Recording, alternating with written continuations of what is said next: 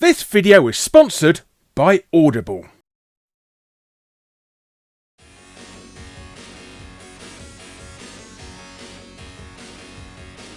Non-playable characters, the filler of worlds and gaming's idiots. When they're not peeving you off standing in doorways you're trying to get through. Door stuck! Door stuck! Please! I beg you! They're getting caught on knee-high cardboard boxes. However, with modern technology, these brainless buffoons are getting a bit above themselves, not only making your playable life intolerable, but now also the few minutes of respite you have watching cutscenes. So, this episode, I take a look at the top 5 of these fictitious infringers who got in our faces, as I say, but hello you, I'm Guru Larry, and I welcome you to 5 NPCs that hilariously ruined cutscenes.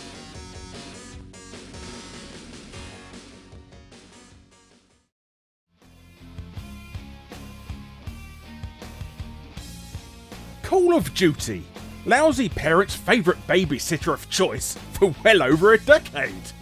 But 2008 saw the launch of World at War and its non-copyright infringing Wolfenstein adventures in the guise of Call of Duty Zombies. And Zombies' 4th iteration in Black Ops 3 is where we find our number 5 position.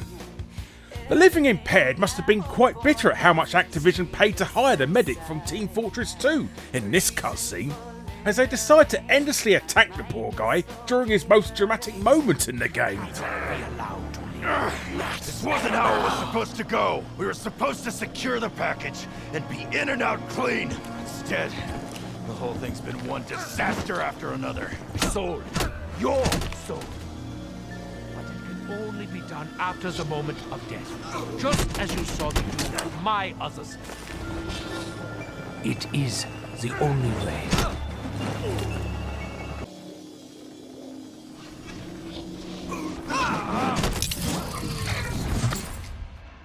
Kaboom.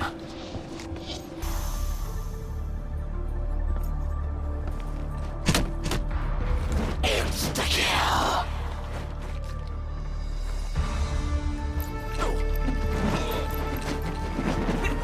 Double points.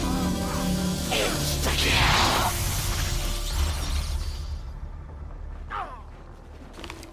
So, you could say the zombies were green with envy. I'll get my coat.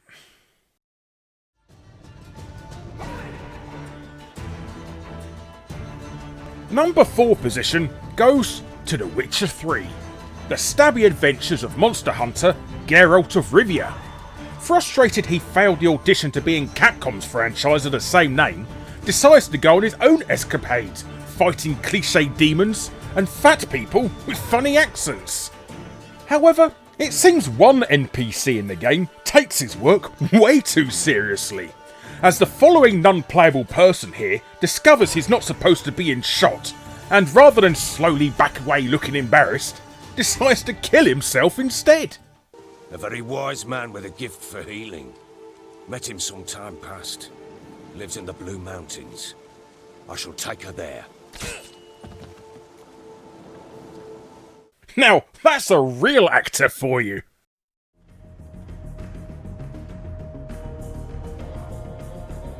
Far Cry 4. Ubisoft's slightly disappointing Far Cry 3 on a mountain sees you trying to overthrow the government of quite possibly the nicest antagonist to ever appear in a video game, which ultimately involves you climbing up a billion towers as per usual Ubi gameplay. Now, I had a choice of clips for Far Cry 4. Originally, I was going to give the position to this rather creepy fella who adamantly insists he despises the antagonist to the point he stands in the way of the main characters. When we got Darpan's text. I want nothing to do with Big and Min and his soldiers. Well, I only wish to be left we're here. in peace. Welcome to Banapur, home of the Golden Path. Who's this? Where's Darpan? He didn't make it. Looking for Lakshmana. We're in the middle of a fucking war. We don't have time for tourists. What was I supposed to do? Just leave him there? But third place has to go to this scene, where the NPCs get a little carried away in their roles and decide to ruin the scene by shouting at the protagonist, and then take things even further. Amita, are you okay? Do you think this is easy? Being the first woman in the Golden Bath. The one pushing for change while everybody else talks behind your back about how you're destroying their heritage. I am every bit the fighter, the kirati that they are, but they just see a woman. You are going to die. Jay, tell me. Am I the right person for this? Don't turn your back to the enemy. Sabal, he's got all these supporters, and I just keep thinking, are they blind? Fight hard. Or am I just missing the point? Cover me! Reloading! Don't turn your back to the The enemy. decision is very weak. Okay. Remember that tea plantation? The poppies, they've been shipped to an old brick factory.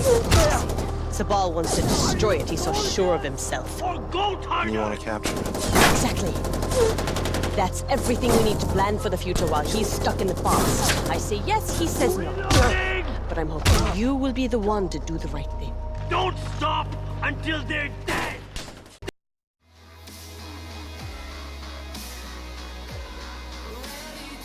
Alright, it's the most infamous of all the entries on this video, but I had to put Assassin's Creed Unity on the list just out of fear of being lynched in the comments.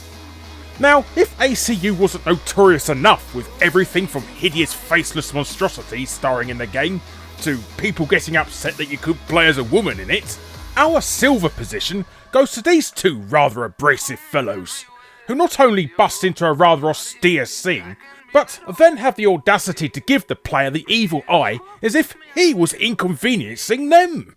This is what happens when you give command of the government to half-starved lunatics and command of the army to bloodthirsty savages. Rui. I wanted him assigned to some out-of-the-way garrison. The man redefines the term friends in high places. He's untouchable. But you know where I can find him. Rumor about the barracks is that he and a unit of his cronies plan on marching on the Grand Châtelet this afternoon.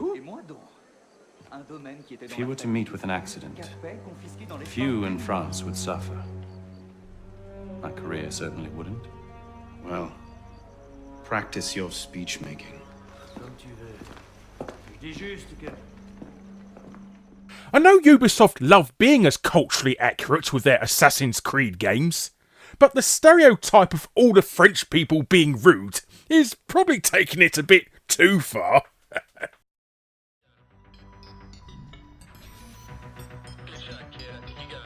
And, without a doubt, top slot must go to the absolute king of sandbox titles, Grand Theft Auto 5. A living, breathing world where you can live your dreams of running over prostitutes and having every physical item in the universe be a reference to genitalia. But having such a great engine that can handle creating cutscenes in real time can lead to some rather hilarious consequences. From getting in the way of a fist fight, Man, fuck you! You wanna fucking die? You don't scare me. to having a large police shootout in a caravan. I know you believe the bullshit. Picket fences, the fucking happy endings. And your street philosopher bullshit. That's gotten you real far. Huh? Might die. Hope you're happy. Right? Hey, I'm coming with you. No. Yes, I am. No. If nothing else, get out of this fucking dump. You're not. But, without doubt, our crown must go to this white knight, who has taken an offence to Trevor's rather aggressive attitude towards women. We are women, have no doubt. We are women, we are free. We are Shut the fuck up! Thank you.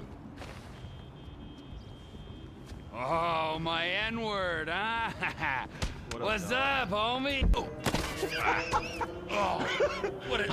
Is that how you act, huh? When a friend makes a mistake, huh? No. Really? Man. Oh, No. what? Oh, so what? It's just me getting hurt? Is that funny? No, huh? man. Well, fuck you! I'm gonna put you in the fucking ground. You laugh at me again.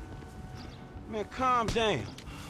I have met a lot of assholes in my life, but you, well, you're not long for this world if this is the way you fucking act.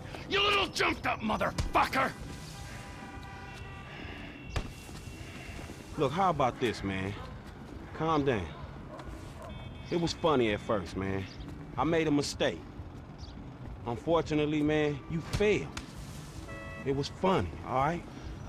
I apologize.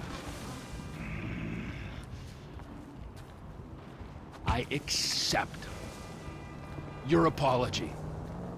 Okay? All right, so let's hug it out.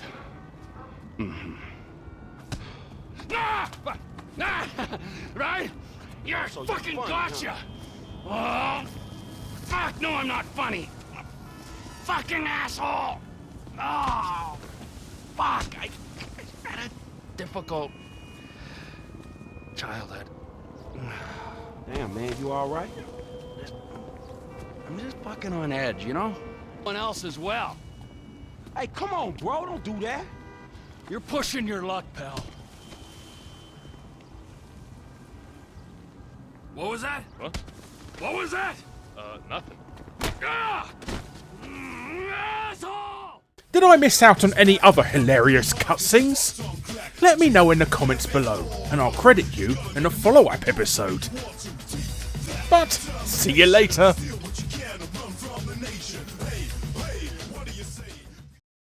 I'd like to give a big thanks to this episode's sponsor, Audible.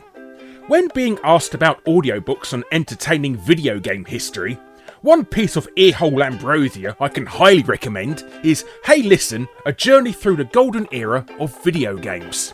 It's written and narrated by the ever-lovable Steve McNeil, and goes into the golden age of video games from the 1970s up to the 1990s, with the stories and anecdotes of what made gaming it is today, and all in a light-hearted, humorous way. If you're interested in having a listen, then Audible is the place to go. But even if that's not your cup of tea, Audible has an insane amount of audiobooks available. So, if you want to check out the amazing content Audible has to offer, and also have a 30-day free trial, use the code audible.com/Larry Bundy Jr. or text Larry Bundy Jr. to 500 500. Well, they'll generously give you 1 free audiobook and 2 Audible originals, which are yours to keep forever. Once again, that's audible.com/Larry Bundy Jr. or text Larry Bundy Jr. to 500 500. Hello, you. Thanks ever so much for eyeballing my videos. Don't forget to click that subscribe button to see future videos of mine. And if you already are, click on that bell, which apparently does something. And if you want to be super awesome, check out my Patreon below. But thanks again for watching, and catch you on the flip side, homeboys.